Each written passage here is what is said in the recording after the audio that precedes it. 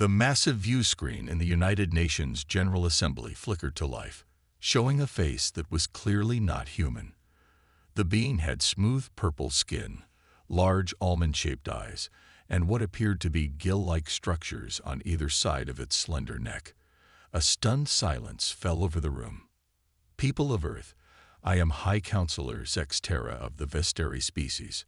I speak on behalf of the Galactic Council, a federation of 237 spacefaring civilizations. We have been observing your world for some time. Gregory Miller, the newly appointed ambassador for extraterrestrial affairs, felt his heart hammering in his chest. Just 3 weeks ago, he had been a respected diplomat handling trade negotiations with Japan. Now he stood before the first confirmed alien contact in human history. The Council extends greetings and an invitation to join our interstellar community. Zex Terra continued, his words translated by the strange device his assistants had provided. Your species has advanced remarkably quickly. Most races take twice as long to develop faster-than-light communication capabilities.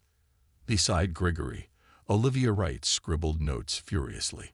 As Earth's top xenolinguist, she had been studying the translation device since it arrived via a small probe last week. Something's off about their body language, she whispered. Watch how the smaller ones keep looking at each other. Gregory had noticed it too. The aliens flanking Zex Terra seemed nervous, their four-fingered hands twitching slightly whenever humanity's achievements were mentioned. We invite your representatives to our nearest diplomatic station to discuss membership terms, Zex Terra said. Your world has much to gain from council protection and technology sharing. 2 days later, Gregory and Olivia found themselves aboard a shuttle approaching an enormous structure floating at the edge of the solar system. Neither had ever imagined they would travel beyond Earth, let alone meet beings from other worlds. Remember what we discussed, Gregory said quietly as they prepared to dock. We listen more than we speak. We make no commitments without consulting Earth's leadership, and we watch for inconsistencies. The diplomatic station was a marvel of engineering, a spinning wheel nearly 5 miles in diameter.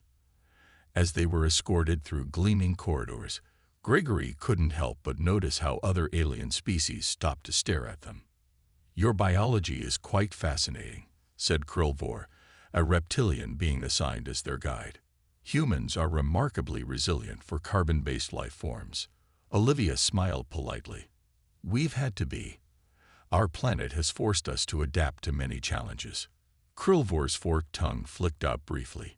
Yes, I study your history. So much conflict. So much competition. Very unusual. The main conference room offered a spectacular view of space. Around a crescent-shaped table sat representatives of 12 different species. Zex Terra gestured for the humans to sit. The Council is pleased to offer Earth protective status and eventual membership, he began.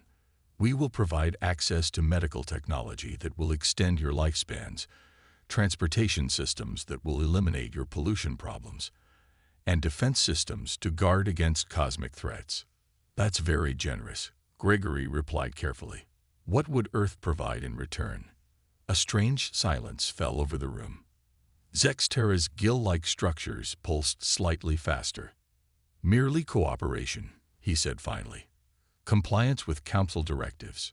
Permission to establish monitoring stations in your major cities. A percentage of your natural resources. Standard arrangements for new members. Gregory noticed how several council members exchanged glances when Zex Terra mentioned resources. His diplomatic instincts, honed over 20 years, sensed the unspoken agenda. I'd like to review the full membership terms, Gregory said. In writing, if possible. Of course, Zex Terra replied, his large eyes blinking in a pattern that seemed to express surprise. Though most species are simply grateful for our protection. As they left the conference room, Olivia whispered, Did you see their reaction when you asked for terms in writing? I don't think many species question their offers. Gregory nodded.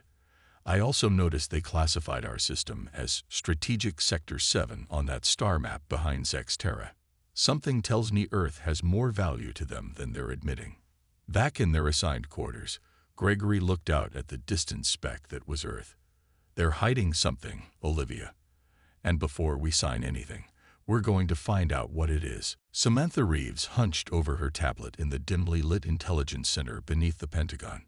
As Earth's top space intelligence officer, she had been working around the clock since the aliens arrived. Her eyes burned from fatigue, but she couldn't stop now. Something about the Council's offer didn't add up. "Commander Martinez, I think you need to see this," she called across the room. Jack Martinez set down his coffee and walked over. His military uniform looked wrinkled after 36 hours of continuous work. "What did you find?" Samantha pointed to her screen. "I analyzed the data packet they provided about Council species. It contains classifications for different civilization types. Humans are labeled as a Class 5 war species." "What does that mean?" Jack asked, leaning closer. "According to this, we're categorized as highly territorial, exceptionally adaptive, and unusually aggressive. The only other Class 5 species mentioned is something called the Krell, and they're noted as being under special containment protocols." Jack frowned. "Containment? Not exactly the language of friendly neighbors." "There's more," Samantha continued, swiping to a new file. "I managed to access some unsecured parts of their database through the translation device they gave us. Earth sits in what they call Resource Sector 7 Alpha. The surrounding systems contain rare elements they call temporal stabilizers. Whatever those are, they're incredibly valuable to Council technology." "So we're sitting on prime real estate," Jack muttered. "How convenient that they want to protect us." Back on the Council station, Gregory and Olivia were escorted through areas normally off-limits to non-members. Their guide, a tall insect-like being named Triz, seemed eager to impress them. "The Council has brought peace to the galaxy for over 10,000 years. Triz chittered, mandibles clicking with pride. "Before unification, wars between species were common. Now, all civilizations prosper under Council guidance." "All civilizations?" Olivia asked. "Are there any who chose not to join?" Frizz's antennae twitched nervously. "A few primitive worlds remain independent in the outer systems where resources are scarce. They struggle without Council technology, of course." Gregory noticed a large holographic display showing various star systems. Each was labeled with different colors. "What do these designations mean?" he asked casually. "Oh, standard classification," Triz said quickly, moving to block the display. "Nothing important." Later, when they returned to their quarters, Olivia activated the secure communication device hidden in her watch. "Did you manage to get images of that star map?" she asked. Gregory nodded, removing a small button from his jacket. "It was actually a camera. Yes, let's send it back to Earth for analysis." The next morning, they were summoned to meet with the full Council. 23 alien representatives sat in elevated seats, looking down at the two humans. "We have prepared the formal membership agreement," Zex Terra announced. "Once signed, Earth will begin its integration process." A holographic document appeared before them. As Gregory read through it, his diplomatic smile remained fixed, but his mind raced with alarm. The document outlined severe restrictions on human expansion beyond their solar system, mandatory compliance with Council military directives, and the installation of monitoring stations across Earth's major cities. These terms seemed quite restrictive, Gregory noted calmly. Earth would have very limited self-governance under this arrangement. Krillvor, the reptilian diplomat, leaned forward. "All new species require guidance. Your civilization is young and impulsive. These measures are for your protection." "And what about these monitoring stations?" Olivia asked. "Their specifications suggest capabilities far beyond simple observation." A tense silence fell over the chamber. Finally, another council member spoke up, a being with metallic skin who introduced himself as Scan. "Humans have shown concerning patterns of behavior," San stated coldly. "Your species developed nuclear weapons before achieving global unity. You've caused mass extinctions on your own planet. You are unpredictable." The monitoring ensures compliance. I see, Gregory said. And this section about Earth's resources being allocated efficiently for the greater good. Can you explain what that means exactly? Zexterra's gill-like structures fluttered in what seemed like irritation. It means exactly what it says, Ambassador Miller. The Council determines where resources are most needed across member worlds. Gregory smiled politely. This is a significant decision for our planet. We'll need time to consult with Earth's leadership. Of course, Zexterra replied, though his tone had cooled noticeably. But do not delay. The Council's protection is not offered indefinitely. As they left the chamber, Olivia whispered, "That sounded almost like a threat." Gregory nodded slightly. "I think we've just discovered what membership really means." The United Nations General Assembly Hall buzzed with tension. Leaders from every nation on Earth had gathered to discuss the Council's offer. Security was tight, with armed guards at every entrance. The stakes had never been higher. President Helen Clark of the United States stood at the podium. "We face the most important decision in human history. Do we accept the Council's terms and surrender our independence, or do we risk standing alone?" Military analyst Laura Davidson approached the microphone next. Her red hair was pulled back in a tight bun, and dark circles under her eyes showed she hadn't slept in days. "After analyzing the technical specifications in the Council's proposal, I've made a surprising discovery," she said. "Their technology isn't as advanced as they want us to believe. Much of it appears to be inherited from older civilizations. They understand how to use it, but not how to improve it." Murmurs spread through the hall. The weapons systems they've deployed around their station are at least 4,000 years old, according to their own documentation. They haven't developed anything significantly new in millennia. They've been coasting on the achievements of the past. The Chinese premier leaned forward. "Are you suggesting their technology is stagnant?" Laura nodded. "Exactly. They've had no reason to innovate, no competition, no challenges. Meanwhile, humanity has made more technological progress in the last century than they have in 1,000 years. Dr. Alan Foster from NASA took the podium next. The normally shy scientist spoke with unusual confidence. "We've been comparing their computing systems to our own. In quantum computing, we're actually ahead of several council races. Our materials science is advancing faster than theirs. We've developed artificial intelligence they haven't even considered. But they have faster than light travel," objected the German chancellor. "They have energy weapons." "Yes," Alan agreed, "but they didn't invent those technologies. They inherited them. And they guard them jealously because they can't develop new ones themselves." Kevin Russell, the director of NASA, joined them at the podium. "There's something else you should know. We've analyzed the star maps Gregory and Olivia sent back. Earth's position isn't just valuable for its resources. We sit near a rare spatial phenomenon, something like a cosmic crossroads. 3 main travel routes converge near our solar system. So we're on valuable real estate," said the Russian president. "All the more reason they want to control us. And all the more reason we have leverage," Kevin replied. The Secretary General quieted the room. "The question remains, what do we do? Accept their terms? Reject them outright? Try to negotiate?" President Clark spoke again. "I vote we counter-offer, demand full membership, equal rights, no monitoring stations, no resource tribute." "They'll never accept that," warned the Japanese Prime Minister. "Perhaps not," Laura said, "but their reaction will tell us much about their true intentions." Meanwhile, on the council station, Gregory and Olivia were having a secret meeting with Triz, the insect-like alien who had guided them earlier. They had noticed how Triz seemed different from the other council members, more curious, less dismissive. "What you say must remain between us." Triz chittered nervously, antennae twitching. "The council is not what it once was. In ancient times, it truly existed to unite species. Now it exists to maintain power for the founding races." "How many species have been given terms like ours?" Gregory asked. "All of them, for the past 5,000 years. The founding races fear any species with true innovation.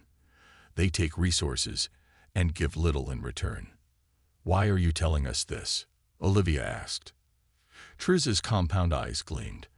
Because I've studied your history, your art, your music. You are different. You create. You dream. The galaxy needs that spirit again. Are there others who feel as you do? Gregory asked. More than you might think. Many younger council members are tired of stagnation, but we need a catalyst for change. Like a species rejecting the council's offer. Olivia suggested. Triz's mandibles clicked in what might have been a smile. Such a thing has never happened before. It would cause quite a shock. Back on Earth, the vote was completed. The decision was nearly unanimous. Earth would counteroffer with demands for true partnership, and if rejected, they would decline council membership entirely. Gregory received the message and smiled. It's time to give the council a surprise they'll never forget. Gregory Miller stood tall as he entered the council chamber. Olivia Wright walked beside him, carrying a data tablet with Earth's counter-proposal. The giant room fell silent as they approached the center. Above them, representatives from over 200 alien species watched with curious eyes. High Counselor Zextera's voice echoed through the chamber. Ambassador Miller, we trust you bring Earth's acceptance of our generous offer. Gregory smiled politely. High Counselor, Earth appreciates the Council's interest in our world. After careful consideration, we have prepared a counter-proposal. A strange murmur spread through the chamber. Several council members leaned forward in surprise. Counter-proposal. Krillvorhist. The terms are not negotiable, human.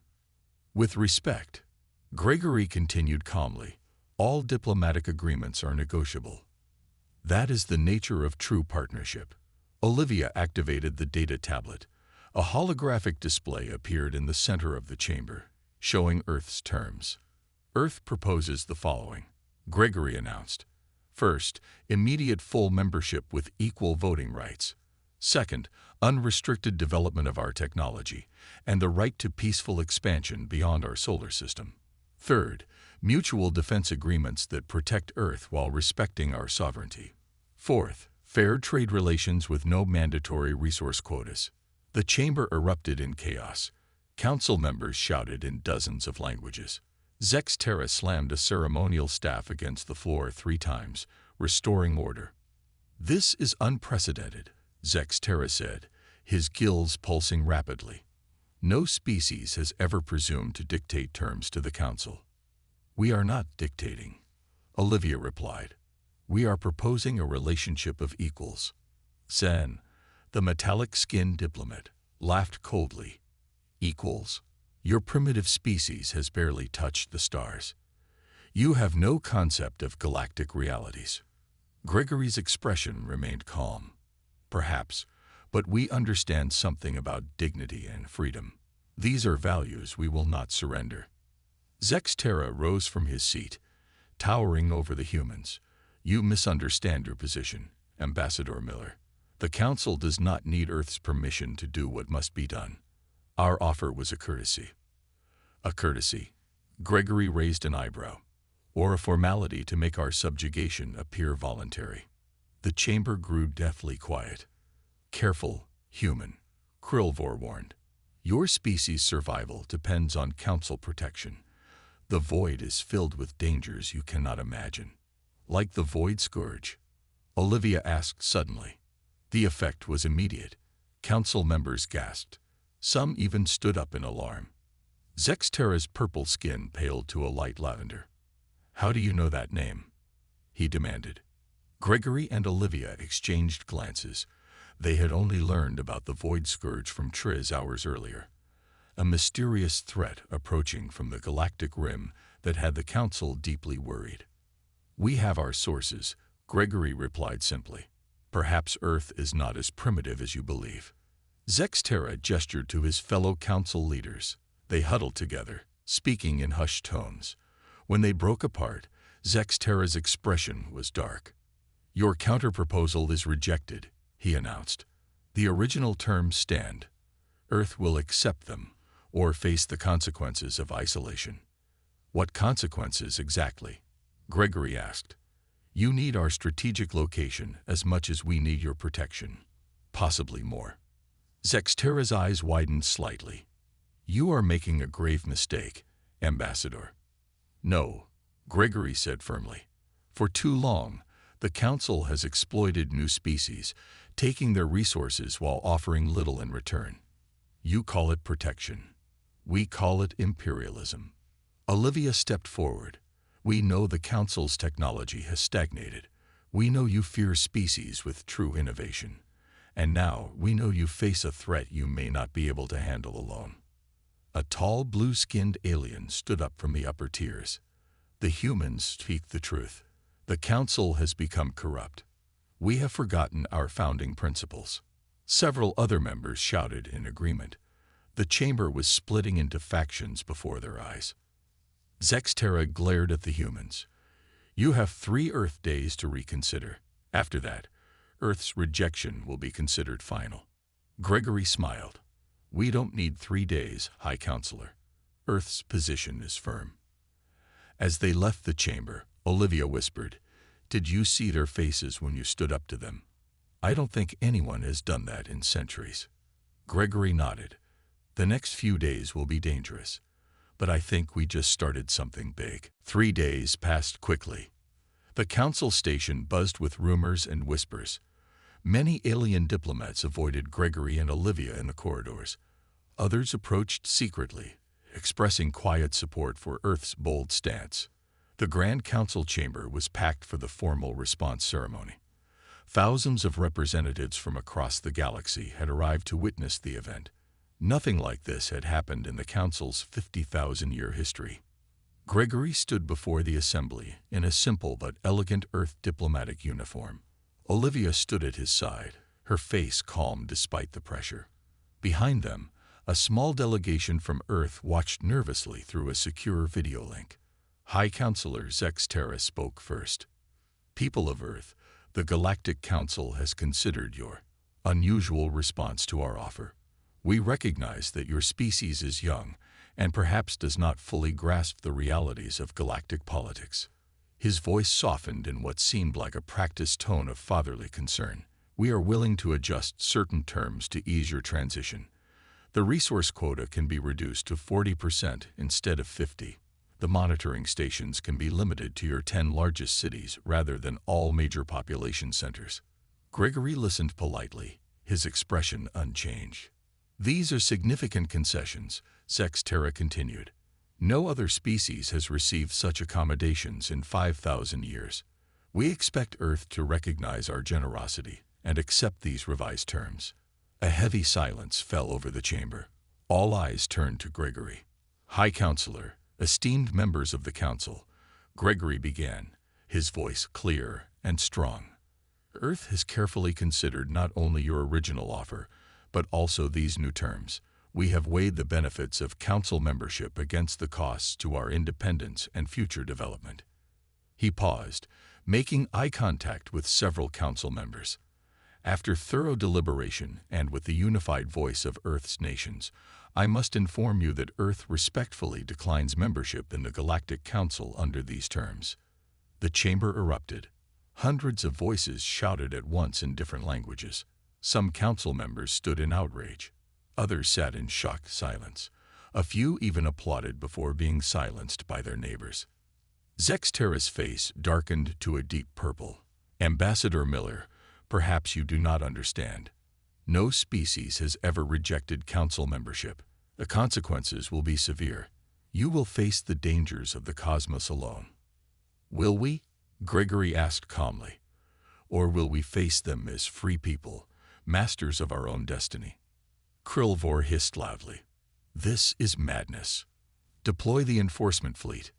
On a giant view screen, several large Council warships could be seen moving toward Earth's position in the solar system. Olivia stepped forward. Before you take actions you might regret, you should know that Earth is not defenseless. She activated her tablet. The view screen changed to show Earth's orbital space. Hidden defense platforms were powering up, their shields glowing blue against the blackness of space. Lieutenant Nickel Parker's voice came through the speakers. She commanded Earth's primary defense platform. Council vessels, this is Earth Defense Command. Our shields and weapons are powered. Any hostile action will be met with equal force. The council chamber fell silent again. San, the metallic diplomat, turned to Zexterra. They hid their defensive capabilities from us. How is this possible? We learned from history, Gregory explained. Throughout human history, whenever a more technologically advanced society encountered a less advanced one, the results were rarely good for the less advanced group. We took precautions. Zexterra's voice shook with anger. This rejection will not stand. No world has ever. Perhaps that is precisely the problem, interrupted a new voice. The blue-skinned alien who had spoken up days earlier now approached the center of the chamber. For too long, the Council has demanded obedience rather than partnership. These humans remind us of what we once were. Other Council members began to stand. The chamber was dividing before their eyes. Gregory looked at Olivia. Their plan was working better than they had hoped. Earth's rejection wasn't just changing Earth's future. It was shaking the very foundations of the Galactic Council itself. The human delegation will depart immediately, Zexterra announced, trying to regain control of the situation. This matter is not finished. On that point, High Counselor, Gregory replied with a slight smile. We completely agree. News of Earth's rejection spread across the galaxy faster than anyone expected. On hundreds of worlds, alien species watched recordings of Gregory Miller's calm, firm refusal of Council membership. The effect was electric. 2 weeks after the historic rejection, Gregory and Olivia sat in a secure conference room at the United Nations headquarters in New York. Reports streamed in from their newly established listening posts at the edge of the solar system. Another delegation requesting contact, Samantha Reeves announced, looking up from her data screen. This one from the Proxima system. That makes 17 different species in the past week. Commander Jack Martinez whistled. All of them wanting to speak with the humans who stood up to the Council. We're becoming popular. Gregory looked tired but satisfied. Not with everyone. The Council's founding races are furious. Their trade embargo against Earth is still in effect. But it's failing, Olivia pointed out. Too many Council members are ignoring it. The Vesteri merchant ships that arrived yesterday prove that. A young communications officer rushed into the room. Ambassador Miller, we're receiving a priority transmission. It's from Councillor Brell, the blue-skinned representative who spoke in our defense. The large screen on the wall flickered to life. Brell's tall, slender figure appeared. His skin was a deep shade of blue, with intricate patterns that seemed to glow faintly. Ambassador Miller, I speak to you at great risk, Brell said quietly. The Council is fracturing. Over 60 species have formed a reform movement, demanding changes to the membership protocols. Your rejection was the spark that lit a fire long waiting to burn. We never intended to cause division, Gregory replied. Brell's expression was serious. Perhaps not, but it was necessary. For thousands of years, the founding races have ruled through fear and manipulation. They have hoarded technology and resources while keeping younger species dependent. What happens now? Olivia asked. Civil unrest on at least 30 worlds. Several species are threatening to withdraw from the Council completely. The founding races are scrambling to maintain control. Jack Martinez leaned forward. Are they planning any action against Earth? Brell hesitated. There are discussions. Hardliners want to make an example of your world, but they fear your defenses, and they fear the reaction from other species if they attack you directly. And the Void Scourge? Gregory asked. Is it real? Very real, Brell confirmed. A destructive force approaching from the galactic rim. The Council has hidden its existence for centuries, fearing panic. But it grows closer, and their traditional approaches have failed to slow its advance. The transmission suddenly became distorted. Brell looked over his shoulder nervously. I must go. Remember this, humans. You are not alone in your desire for true partnership. Watch for a signal from the Arcturian system in 3 Earth days. The screen went dark. Samantha looked troubled. The Arcturians. According to the Council database, they're not even Council members. Exactly, Gregory said thoughtfully. They've maintained independence somehow. 3 days later, a small, sleek vessel appeared at the edge of the solar system. It made no aggressive moves, simply waiting. After careful scanning confirmed it carried no weapons, Earth allowed it to approach. The ship's captain, a tall humanoid with silver skin and 4 arms, introduced himself as Kaurin of the Arcturian Alliance. "We have watched your interaction with the Council with great interest," Kaurin said, as he sat across from Gregory and Earth's leadership team. "For 5,000 years, we have maintained our independence from Council rule, along with 12 other systems on the galactic rim." Kaurin smiled. "The Council's power is built on fear and the illusion of unity.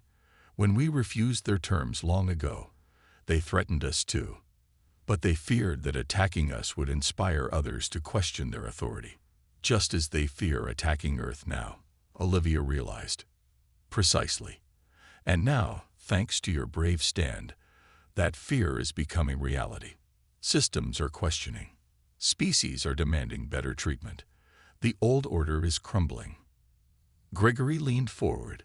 "What are you proposing, Captain Kaurin?" "A new coalition, not built on domination like the Council, but on true cooperation, equal partners facing the stars together, including the threat of the Void Scourge." President Helen Clark spoke for the first time. "And Earth would be a founding member of this new alliance." Kaurin nodded. "Your world has shown the courage the galaxy has needed for millennia. The question is, will you help us build something better than what the Council created?" Gregory looked around at Earth's leaders, then back at Kaurin. "Tell us more about this Arcturian alliance." 6 months after Earth's historic rejection, the United Nations headquarters in New York hosted the first interstellar summit. The Grand Assembly Hall had been redesigned to accommodate delegates of various sizes, atmospheric needs, and gravitational preferences. Representatives from 27 species filled the room, all united by a shared vision for a different kind of galactic community. Gregory Miller stood at the podium, looking out at the diverse gathering. Beside him, Olivia Wright translated his words into the common trade language that most delegates understood. "Today marks a new chapter in galactic history," Gregory began. "Not one written by a single dominant group, but authored together by all our peoples. The Arcturian Accord we signed today establishes cooperation without submission, trade without exploitation, and security without surrender of sovereignty." Kaurin of the Arcturian Alliance nodded in approval. His silver skin reflected the lights of the chamber as he stepped forward to join Gregory. "For too long, the galaxy lived under the Council's shadow," Kaurin said. "Today we step into the light. Our alliance now includes 5 former Council founding races who have chosen this new path. Among these defectors was Brel, whose blue-skinned people had been first to publicly break with the Council after Earth's rejection. He stood and addressed the Assembly. "The old Council still exists, but its power diminishes daily. Nearly half its members have either joined our accord or declared neutrality. The era of domination is ending." Outside the United Nations building, crowds gathered to watch the proceedings on large screens. Humans stood shoulder to shoulder with visitors from distant worlds, a sight that would have been unimaginable just months earlier. In orbit above Earth, Captain Daniel Hayes commanded the newly commissioned starship Defiance.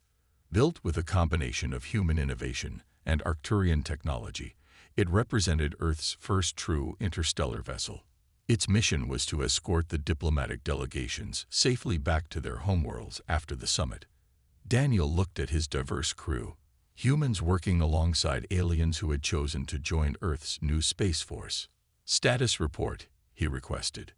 His first officer, a former Council military officer named Rix, responded promptly. "All systems normal, Captain.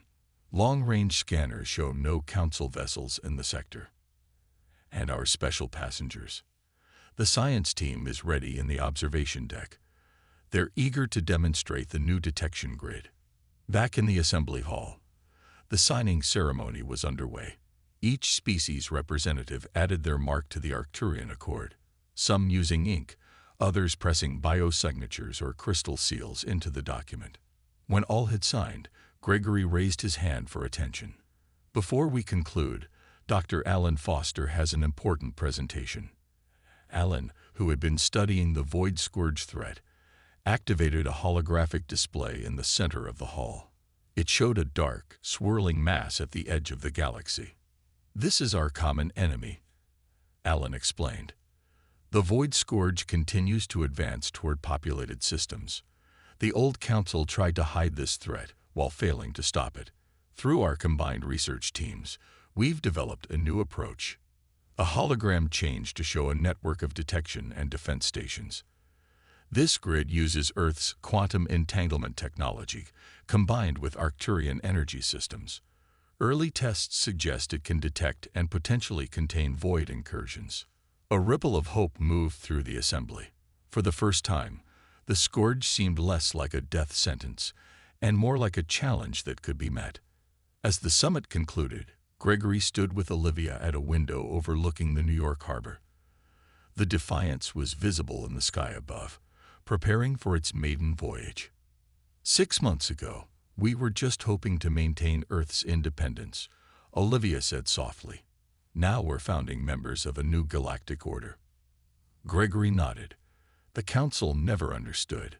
They saw our history of conflict as a weakness, our diversity as a flaw, when actually those were our greatest strengths.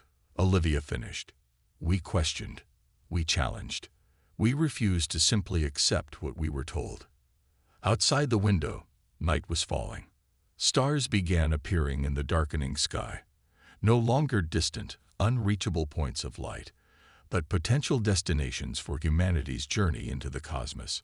The Council was shocked when we rejected their offer, Gregory said with a small smile. I don't think the galaxy will ever be the same. Good, Olivia replied, looking up at the stars. It needed changing.